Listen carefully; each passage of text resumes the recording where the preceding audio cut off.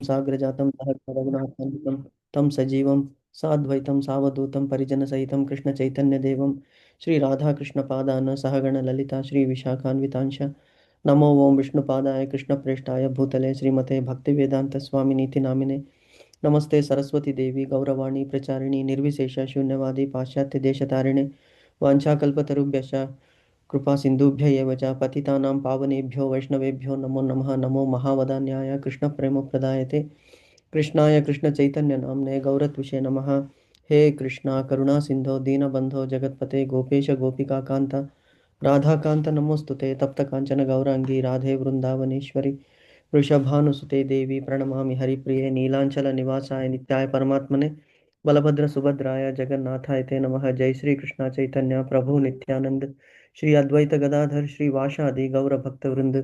हरे कृष्ण कृष्ण कृष्ण हरे हरे हरे राम राम राम हरे हरे। एकं शास्त्रं देवकी पुत्रगीतम् एको देवो देवकी पुत्र एव च एको मन्त्रस्य तस्य नामानि यानि कर्मस्य एकं तस्य देवस्य सेवा।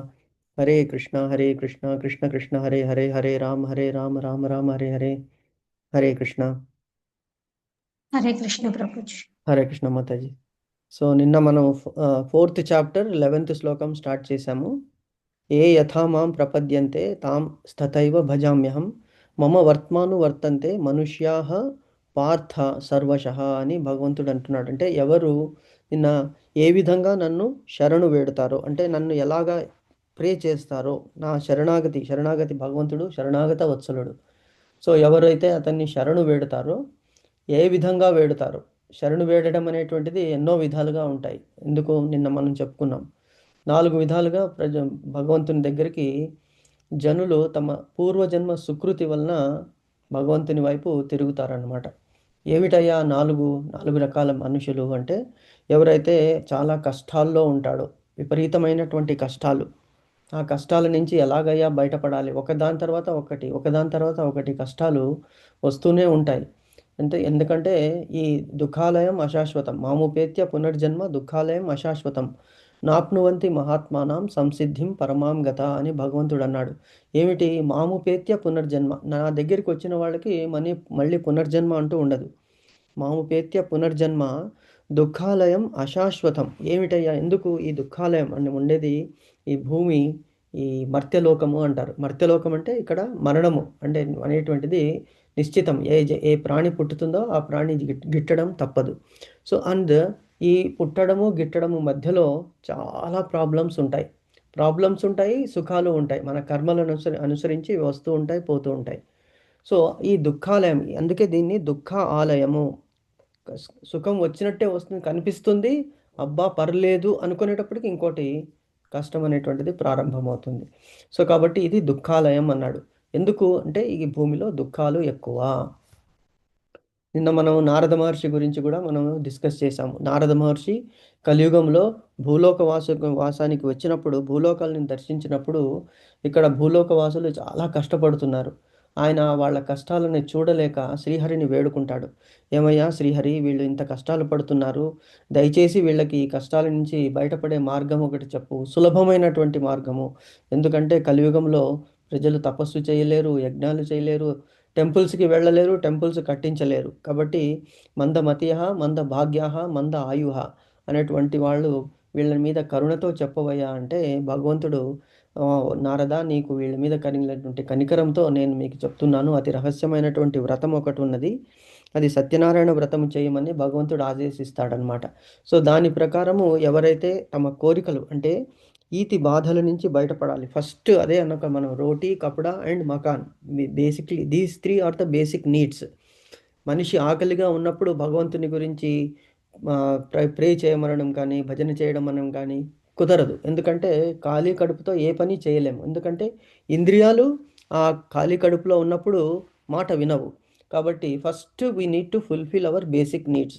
సో ఆ బేసిక్ నీడ్స్ కూడా ఫుల్ఫిల్ అవ్వాలంటే భగవంతుని కరుణ రావాలి. ఎందుకంటే మాయాదేవి మనల్ని అలా కట్టి పడవేస్తుంది అనమాట మన కర్మ బంధాలతో. సో అందుకే ఆ వ్రతాన్ని, నియమాన్ని చెప్పాడు. సో ఎవరు ఎలాగా ఆర్తులు, కష్టాల్లో ఉన్నటువంటి వాళ్ళు భగవంతుని దగ్గరికి వెళతారు. First category. సెకండ్ కేటగిరీ ఎవరు? జిజ్ఞాసు, భగవంతుడు అంటే ఎవరు అంటే బేసిక్ నీడ్స్ ఫుల్ఫిల్ అయిపోయింది. నెక్స్ట్ భగవంతుడు అంటే ఎవరు అని తెలుసుకోవాలనేటువంటి ఉత్సాహము కోరిక ఉన్నటువంటి వాళ్ళు వెళతారు ఆయన దగ్గరికి. తర్వాత మూడో వాళ్ళు ఎవరు, థర్డ్ కేటగిరీ అర్థార్థి, డబ్బులు కావాలి. బేసిక్ నీడ్స్తో సరిపోదు, డబ్బులు కావాలి.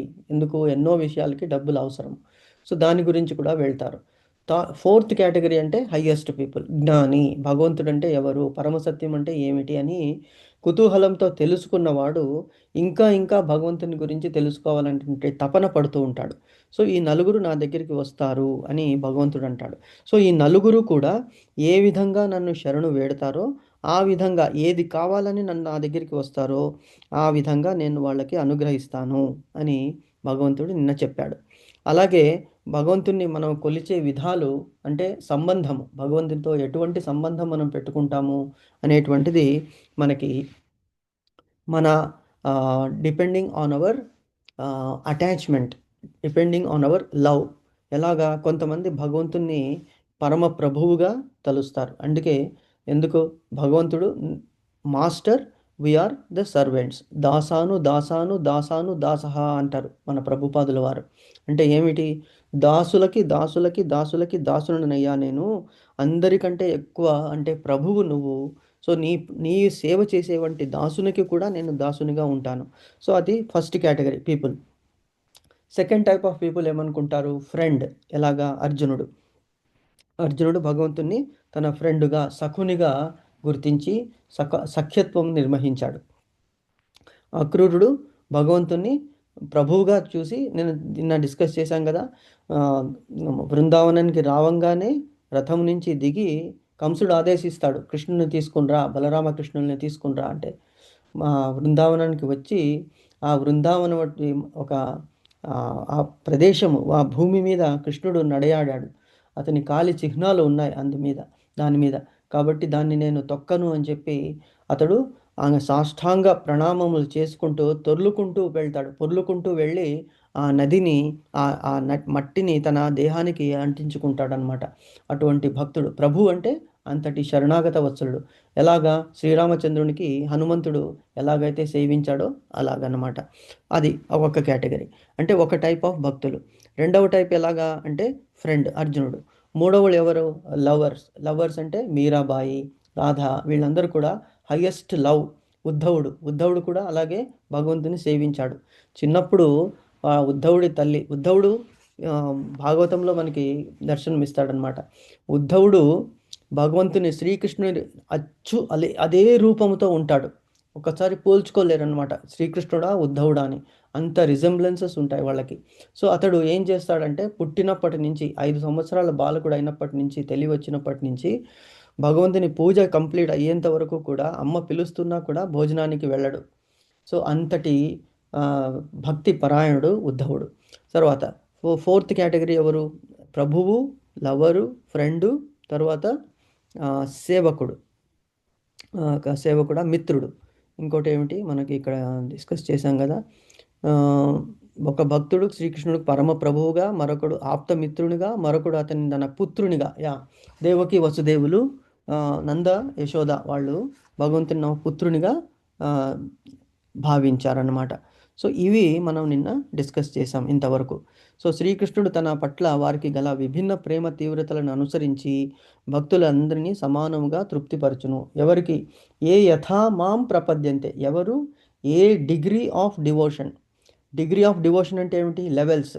ఇప్పుడు మనం చూస్తుంటాం కొంతమంది పూజలోనే 1 అవర్ 2 అవర్స్ గడిపేస్తుంటారు. వాళ్ళకి ఆ పూజ చేయడంలో ఉన్నటువంటి సంతృప్తి మిగతా దేంట్లోనూ కనిపించదు. పొద్దున్నుంచి సాయంత్రం వరకు శ్లోకాలు చదువుకుంటూ, పుస్తకాలు చదువుకుంటూ భగవంతుని వద్దనే గడిపే వాళ్ళు చాలామంది ఉన్నారు. మనం ఇస్కాన్లో చూస్తున్నాము, బయట కూడా చూస్తున్నాము. సో వీళ్ళకి అంటే డిగ్రీ అంటే అంతటి తీవ్రమైనటువంటి తపన ఉన్నది, తపస్సు చేస్తున్నారు భగవంతుని చేరుకోవాలని. సో ఆ విధంగానే భగవంతుడు వాళ్ళని అనుగ్రహిస్తాడు. కేవలము భౌతిక విషయాల గురించి భగవంతుని ప్రే చేస్తే భౌతిక విషయాలు ఏవి కావాలో అవి సమకూరుస్తాడనమాట భగవంతుడు. అదే ఇక్కడ భగవంతుడు చెప్తున్నాడు, భక్తులను అందరినీ సమానముగా తృప్తిపరచును, ఎవరికి ఏది కావాలో అది ఇస్తాను. ఏ యథామాం ప్రపద్యంతే తాం తథైవ భజామ్యహం మమ వర్త్మాను వర్తంతే మనుష్యాః పార్థ సర్వశః అని ఇది నిన్న ఇక్కడి వరకు మనము చదువుకున్నాము. తర్వాత నెక్స్ట్ ఏమిటింది అనగా శుద్ధ భక్తులు యొక్క భౌతిక జగత్తులో మరియు ఆధ్యాత్మిక భగవాన్ని సహచర్యమును పొంది దెర్ ఆర్ మోక్షాలు ఎన్ని కేటగిరీ అని మనము డిస్కస్ చేసాం ఇంతకుముందు. మీకు గుర్తుందా ఎన్ని కేటగిరీస్ ఆఫ్ మోక్షాలు ఉన్నాయి?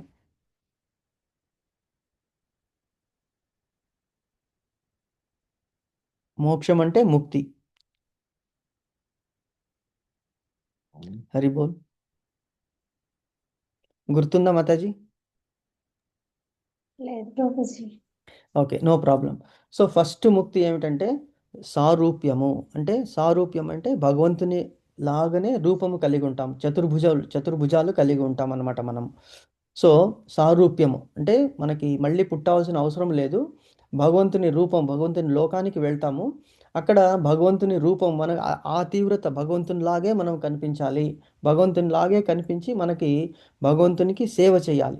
భగవంతునిలాగా కనిపించిన మాత్రాన మనం భగవంతులు అవ్వము. ఎందుకు? ఆత్మ ఈజ్ డిఫరెంట్, పరమాత్మ is different, though there is attachment. So అది సారూప్యము ఫస్ట్ది. సెకండ్ది సాలోక్యము, ఆ లోకంలోకి వెళ్తాము కానీ భగవంతుని రూపమే మనకి కావాలి, ఉండాలని అవసరం లేదు. సాలోక్యము. తర్వాత సాయుజ్యము. సాయుజ్యం అంటే భగవంతునిలో ఐక్యం అయిపోవడము, అంటే ఎగ్జిస్టెన్స్ ఉండకపోవడం, సాయుజ్యము దాన్ని. తర్వాత సామీప్యము, భగవంతుని దగ్గరనే ఉండడం అన్నమాట. సాలోక్యము, సారూప్యము, సాయుజ్యము, తర్వాత స్వరూప్యము అనేటువంటిది ఈ 4 రకాల మోక్షాలు ఉన్నాయన్నమాట. సో ఈ మోక్షాల్లో ఎవరికి ఏది కోరుకుంటారో అది వాళ్ళకి నేను అనుగ్రహిస్తాను అని చెప్పేసి భగవంతుడు చెప్తున్నాడు అనమాట. సో అవన్నీ భగవంతుడు వివిధ భక్తుల నడుమ కూడా సమానంగా వ్యక్తమవుతుండను. అనగా శుద్ధ భక్తులు ఇక్కడ భౌతిక జగత్తులోను మరియు ఆధ్యాత్మిక జగత్తులోను భగవంతుని సాహచర్యమును పొంది భగవానుని స్వయంగా సేవిస్తూ ఆ విధముగా అతని ప్రేమయుక్త సేవలో దివ్యమైన ఆధ్యాత్మిక ఆనందమును అనుభవించుదురు. జీవుని వ్యక్తిత్వమును నశింపచేసుకుంటూ ఆధ్యాత్మిక ఆత్మహత్యకు పాల్పడే నిరాకారవాదులను కూడా శ్రీకృష్ణుడు తన బ్రహ్మజ్యోతిలో ఐక్యము చేసుకుంటూ తోడ్పడుచుండును. ఇక్కడ వరకు చదివాము. నిన్న నిరాకారవాదులు అని ఏమిటని మనం డిస్కస్ చేస్తున్నప్పుడు క్లాసు టైం అయిపోయింది. సో ఏమని డిస్కస్ చేశాము? నిరాకారవాదులు ఎవరు? భగవంతునికి ఆకారం లేదు అని కరెక్ట్, వెరీ గుడ్. సో నిరాకారవాదులకి నాస్తికులకి డిఫరెన్స్ ఉన్నది. సో నిరాకారవాదులు అంటే భగవంతుడు ఉన్నాడని నమ్ముతారు కానీ నాస్తికులు భగవంతుడే లేడు అని అనుకుంటారనమాట. నిరాకారవాదులు ఎందుకు అనుకుంటారంటే వాళ్ళ మిస్కన్సెప్షన్ అనమాట. ఆకారము లేదు అంటే అందులో మీనింగ్ లేకుండా లేదు. ఎందుకంటే వాళ్ళు చెప్పేది ఏమిటంటే భగవంతునికి ఒక నిర్దిష్టమైనటువంటి ఆకారము లేదు, అతడు ఏ ఆకారమైనా తీసుకోవచ్చు అని అంటాడనమాట. మాతాజీ ఒక 2 మినిట్స్ ఇవ్వండి మాతాజీ, నాకు ఏదో ఎవరో వస్తున్నారు. ఒక 2 మినిట్స్లో ఐ విల్ జాయిన్ మాతాజీ. ఓకేనా? ఓకే. ఓకే మాతాజీ.